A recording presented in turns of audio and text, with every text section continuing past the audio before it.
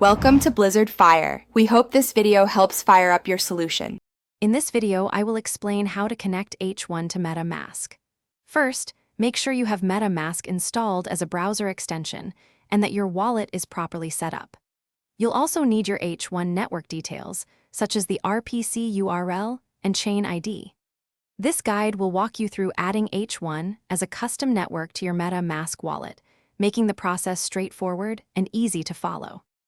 To begin, open your MetaMask extension and click on the network drop-down at the top. Scroll down and select Add Network, then choose Add a Network manually. Here, you'll input the H1 network name, the new RPC URL, the chain ID, and the currency symbol.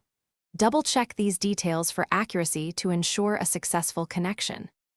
Carefully enter the H1 network name, for example, H1 mainnet. Then, paste the correct new RPC URL and the chain ID, which is a specific number for the H1 network. Input the currency symbol, such as H1, and if available, the Block Explorer URL.